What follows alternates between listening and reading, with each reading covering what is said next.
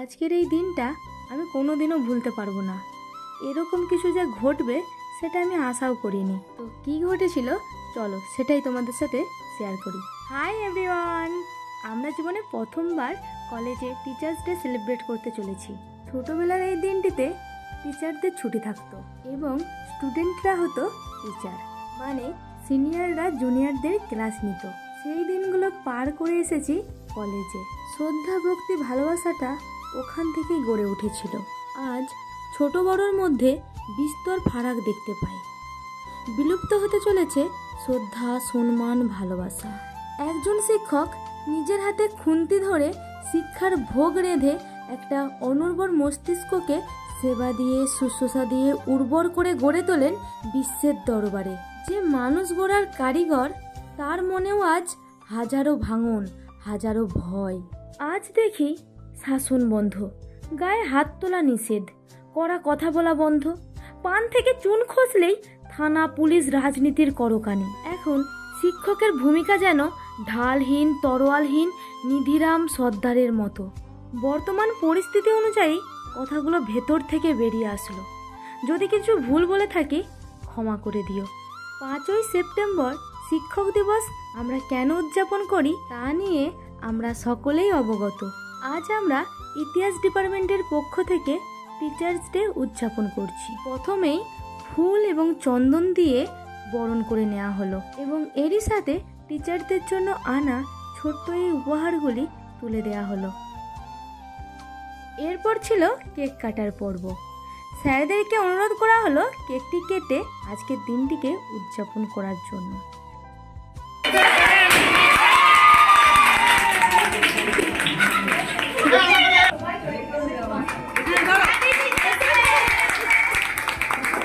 Cake কাটার পর্ব শেষ হয়েছে। এরপর আমরা শুনে নেব আমাদের টিচারদের কিছু বক্তব্য। এখন বক্তব্য রাখছেন প্রিন্সিপালের অবর্তমানে ভারপ্রাপ্ত অধ্যক্ষ ডক্টর সুবোধ কুমার নন্দ মহাশয়। ইতিহাস বিভাগে এসে ইতিহাস বলার কোনো মানে হয় না, সেখানে নিজের স্বল্প জ্ঞানের পরিচয় কেবল দিতে হয়, এছাড়া অন্য কিছু না। এরপর বক্তব্য রাখলেন আমাদের পিতৃতুল্য শিক্ষক রাজেশ স্যার, একজন সত্যিকারের প্রকৃত শিক্ষাদাতা এবং পথপ্রদর্শক। রিয়েলাইজেশন করার ব্যাপার, সেলফ রিয়েলাইজেশন মানে কি আত্মোপলব্ধি। আমার কি ডেস্টিনি হবে সেটা যদি আমি চিন্তা ভাবনা না করতে পারি, আমি যদি দিগ্ভ্রান্ত হয়ে যাই, তাহলে কিন্তু আমি সঠিক জায়গায় গিয়ে পৌঁছাবো। তো সেই জায়গাটা কিন্তু আমাদের প্রথম থেকেই মাথায় রাখতে হবে। একটা পাখির চোখ করে কোন একটা নির্দিষ্ট লক্ষ্যের দিকে এগিয়ে যাওয়াটাই হবে তোমাদের প্রধান উদ্দেশ্য। এরপর বক্তব্য রাখলেন আমাদের প্রিয় দেবযানী ম্যাম। তিনি আমাদের বলেছিলেন উচ্চ শিক্ষিত হলে যে ভালো মানুষ হওয়া যায় তা কিন্তু নয়। তাই আদর্শ মানুষ হয়ে ওঠো, যার মান এবং হুঁশ দুই থাকবে। কেউ যেন তোমাদের ক্ষতি করতে না পারে। মুখটা এমনই একটা জায়গায় এসে দাঁড়িয়েছে, সেখানে ছেলে মেয়ে উভয়কেই সচেতন হতে হবে, চোখ কান খোলা রাখতে হবে। কি ঘটে যাচ্ছে চারিদিকে, তার কারণ হচ্ছে তোমাদের সুনাগরিক হতে হবে। এরপর আমাদের সকলের প্রিয় টিচার গৌতম স্যার যা বললেন আমি তো তা শুনে আপ্লুত। কেউ হয়তো আঁকা, কেউ হয়তো গান, কেউ আবৃত্তি, স্মৃতিরেখা যেমন একটা গুণ আছে, ভিডিও করে না কি করে, যাই হোক, মানে প্রত্যেকের একটা গুণ আছে। ইউটিউব প্রত্যেকে কিছু না কিছু একটা করে। এই গুণগুলাকে আরো কিভাবে প্রস্ফুটিত করা যায়, মানে চাকরি না পেয়েও যে আমি আমার একটা স্মৃতিরেখা কিন্তু সবাই মনে রাখে, তুই চলে গেলেও তোকে কিন্তু মনে রাখে। কারণ কারণ কারণ ইউটিউবার মানে একটা কিছু করে, ওর সর্বোপরি হচ্ছে এনার্জি।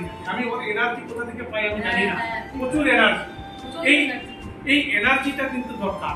শুধু ঝিমিয়ে পড়া, একটু নেতিয়ে পড়া, একটু পরিশ্রম করলে হাই বা একটু এই হোপলেস, ওর মধ্যে আমি কোনোদিন, আমার কাছে ব্যক্তিগতভাবে বলছি, আমি পড়েও চালিয়ে দেখেছি, ওর মধ্যে কোনোদিন হতাশা দেখতে পাই। ওর কিন্তু সবসময় একটা এগিয়ে চলা। এরকম যদি তোমরা প্রত্যেকের মধ্যে কিছু না কিছু গুণ থাকে, সেই গুণগুলোকে যদি আজকের দিনে একটা প্রতিজ্ঞাবদ্ধ হয় যে আমার এই গুণটা আমি প্রশ্ন দিতে পারবো।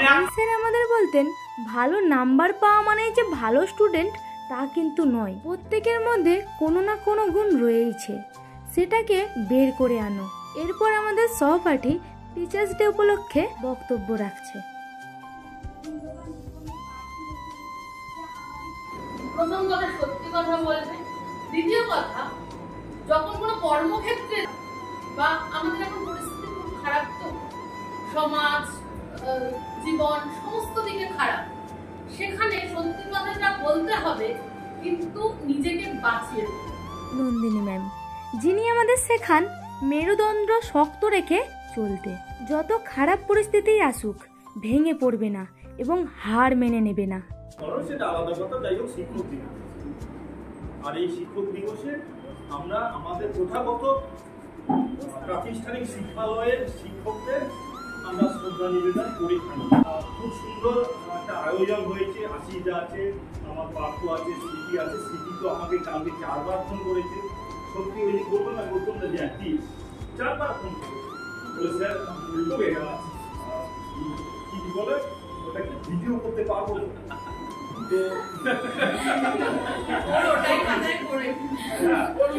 বলে ভিডিও করতে দিলে আমি যদি বলেন দেন তাহলে আমি যাবো, না হলে যাবো না। ঠিক আছে, দেখো, আমার আশেপাশে এবং কলেজের টিচাররাও যদি এতটা সাপোর্ট করে, ভিডিও বানাতে গেলে এর থেকে বেশি কি আর চাই। এই উৎসাহটাই তো আমার অক্সিজেন। মাঝে মাঝে আমাদের দ্বারা কিছু ভুল ত্রুটি হয়ে যায়, কিন্তু শিক্ষক তো শিক্ষকই, ভুলগুলোকে ক্ষমা করে দিয়ে আবারও কাছে টেনে নেন। আমার জীবন সার্থক আপনাদের মতো টিচার পেয়ে। ভালো মানুষ হও, নাগরিক হও, সেই বার্তাটুকু রেখে আজকের এই ছোট্ট বক্তব্য এখানে। কেউ কথা রাখেনি, 33 বছর কাটল, কেউ কথা রাখেনি। শিক্ষক মানে যিনি হলেন প্রকৃত শিক্ষাদাতা। শিক্ষক মানে পিতার পরে দ্বিতীয় পিতা মাতা। শিক্ষক মানে ভাবতে পারি এমন একটা লোক যিনি আমাদের বন্ধু এবং পথপ্রদর্শক। তো কোনো রকম প্রিপারেশন ছাড়াই একটি ছোট্ট কবিতা আবৃত্তি করেছিলাম। এর মধ্য দিয়েই আজকের টিচার্স ডের অনুষ্ঠান উদযাপন করা হলো। এরপর চলছে ফটো সেশন পর্ব। এরা হচ্ছে এক একটা সেলফি কুইন, মানে প্রচুর সেলফি তোলার পরেও মনে শান্তি হয় না। তারই মাঝে এখানে চলে আসলো দুটো ছোট্ট ছোট বনু। তো তোমাদের কাছ থেকেই ভালোবাসা পেয়ে আমি আপ্লুত। এরপর চলে গেলাম এনসিসি ডিপার্টমেন্টে। প্রায় 1-1.5 বছর পর এই স্টোর রুমে আবার গিয়েছিলাম। এখানে রয়েছে আমাদের অনেক স্মৃতি। ওখানে ছোট ছোট বোনেদের সাথে মিট করে এখন আমরা চলে যাচ্ছি কিছু খাওয়ার জন্য। আমার এনার্জি একটুখানি কম হয়েছে, তাই আমার বান্ধবী এখন ব্লগটা কন্টিনিউ করছে, আর পার্থ মহারাজ ওকে বিরক্ত করছে। সত্যি বলতে এই দিনগুলো আর ফিরে পাবো না, তাই আমরা মুহূর্তগুলোকে খুব উপভোগ করি। এরপর আমরা বসে গেছি এখন কি খেতে, সেটা তোমরা দেখতেই পাচ্ছ। তো খাওয়া দাওয়া করে এখন যাবো বাড়ি। ভিডিওটা কেমন লাগলো কমেন্ট করো তাড়াতাড়ি। Bye bye.